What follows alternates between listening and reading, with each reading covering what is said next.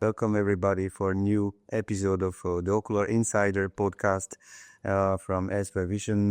My name is Baranovic. I am in a nice place sitting with a great guest from Saudi Arabia. Is Dr. Turad Alkadi from Al Habib Hospital in Riyadh. He's an assistant professor. He's a member of the Saudi Arabian Ophthalmology Society, ESRS, ASRS, as an active scientific writer, recently doing the clinical study for a dry eye as well. It's one of the initial users of our technology in Saudi Arabia, having a lot of experiences. So welcome. Thank you very much. Thank you for having me with you here in this podcast. I hope we can give the society a lot of information about the dry eye. Oh, I'm sure. With your knowledge, with your experiences, will be definitely. Since you are, let's start from the beginning. Since you are in one of the initial users of the IRPA technology in Saudi Arabia, what is the reason? What do you think is the reason the people and the Middle East, the area is the most, let's say, the critical for a dry eye population? Actually, I think it's like multifactorial. Like one of on the top is the weather. Like it's dry, hot. So this is one of the top reasons actually in our country to have the dry eye disease. So in addition to that, like the habits of people now is like a lot of smartphones, a lot of screens. The nature of working is changing, like from to a lot of concentration. So maybe it's a multifactorial thing. Okay. What do you see? What kind of patients do you see nowadays in your practice? Is it more mild, moderate, or severe? Do you recognize any change in the last couple of years? Actually, it's like we in the clinic you see different. Some of them like temporary after some surgeries. Some of them like they have the history of years of dryness. So, but actually, what's increasing is like the young ages. Is they are like before we were seeing this more in elderly people. But now with young ages, I think it's related again to the working hours, using the screens, the life activities. Like it's more now. Whenever you have even free time, you are on your phone. Yes, true. So I think this is one of the reasons, and this is what's changing. It's like in young habits of the children. Yeah, children like all the time on screens now. Yeah. So I know that based on their last clinical findings, definitely Kingdom of Saudi Arabia is one of the most affected with the dry eye. Almost 80% of the population have symptoms. What is the patient journey, for example, in your clinic, and how do you feel the important steps needs to be done when they reach your, for example, your offices? Actually, when they come to the clinic, we need to take a very full history, what they do, their habits, how many hours they are like working, if they have doing any like healthy habits, taking breaks and during working hours, if they are using drops or no, how bad he is affected with this dry eye. So shall we take this serious? We go to advanced treatments, or we stay with the like classic treatments, few lubricants, and it improves. After then we'll examine the patient. We try usually to differentiate between the aqueous deficiency and the meibomian gland dysfunction or evaporative. From there we go. If there is medical illnesses associated, so it could be the reason. Then like after the like if you decide which type, which is commonly to have the MGD more than the aqueous deficiency. Yes. So from there we go. It depends. Nowadays we have the new technologies to even evaluate the dryness, like the tear check and better. Yeah, sometimes we do classic examination in the clinic, like with the fluorescein, tear breakup time. Slit lamp examination, just to see the morphology of the meibomian glands or the lid margin health. If we find like the MGD is there, then we go step by step. Usually, I advise the patients to use the medication, even if we go for the advanced treatments like lubrication and gels. We give them the chance to try the warm compressors. If they improve, otherwise, I'll go to the next step, which is the IRPL or the EI. Do you see any difference? I know because many people would ask because of the different color of the skin, Fitzpatrick skin type, how it is in Saudi Arabia. I think you may have also this 4 or 5 grade skin type. How is the feedback from the patients, for example, like advanced treatment like IRPL? Do you have any advice for the users? Actually, when we do we started one study in the beginning. Like I was really motivated when I used it for the first couple of times because, wow, it's working. Okay. Patients usually they come and they say thank you. It's a good thing that we. It's the best feedback you can receive. Yeah. So from there we decided to do a study. A clinical study. We found that like almost 80% of the patients, they feel the improvement after the 3 sessions. Usually it starts after the second session. So maybe only 20% that they don't feel the improvement, and sometimes we go from there to find another reason. Sometimes it's not the MGD only, or it's like a combination, MGD with something else. So what we found, it's like an 80% improvement. Do you... You said that, okay, you do evaluation, you make a split the patients probably in 2 groups, so asymptomatic and symptomatic. What is the strategy?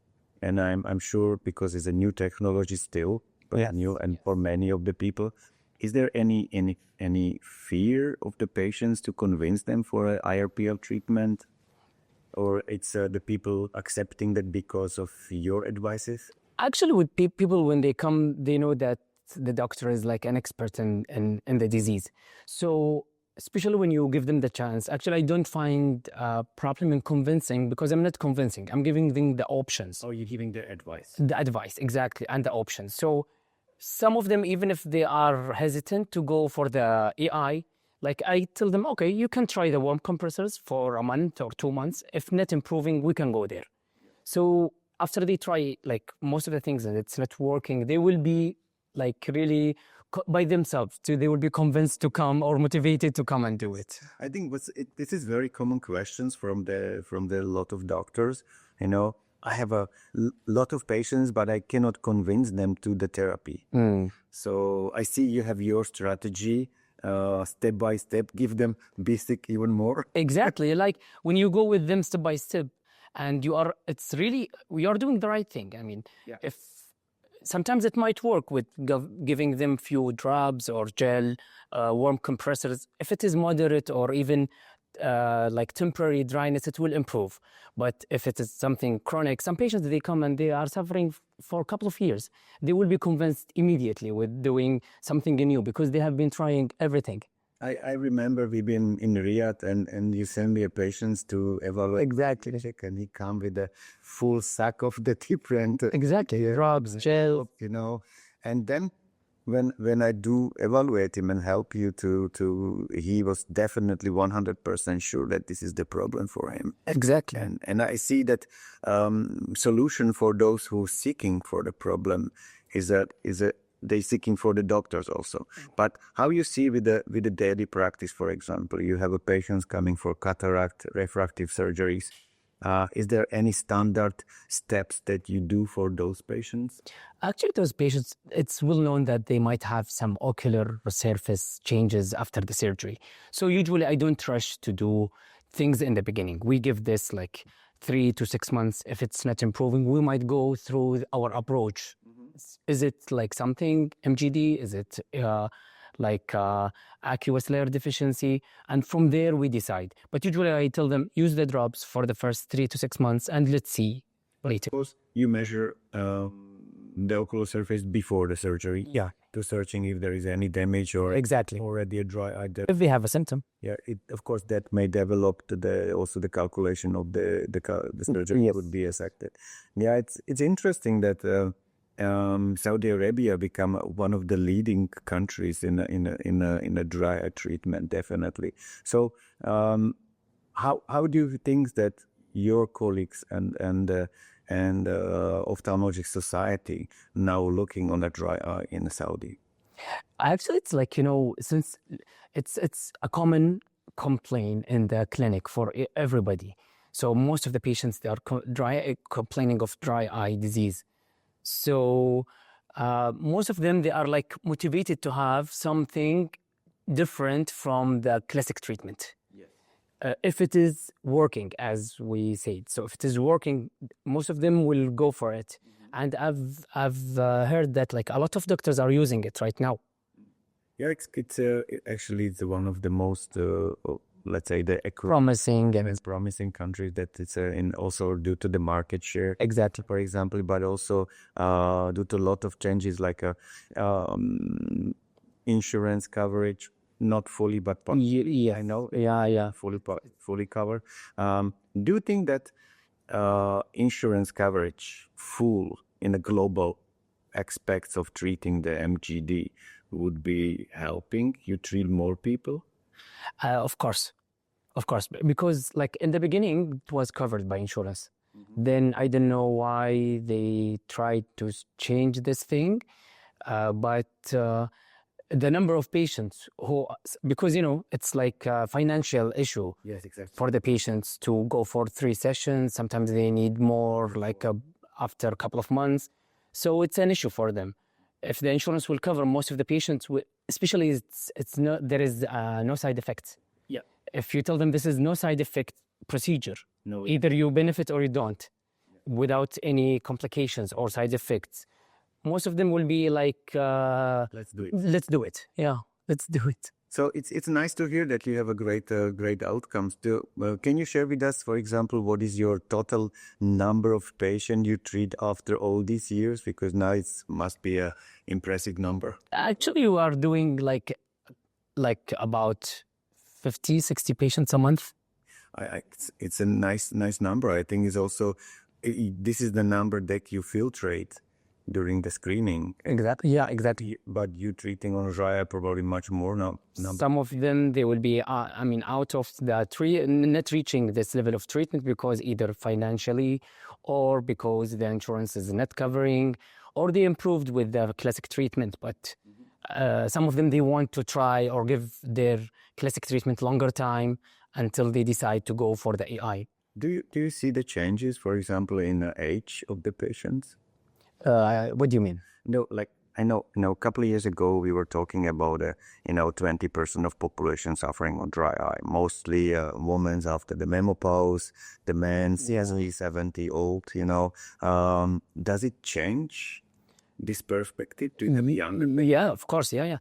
You find sometimes in kids, like they have this, the chalazion is recurrent, and they have the MGD on the lid margin. So it's changing. I mean, it's becoming in younger ages. Yeah,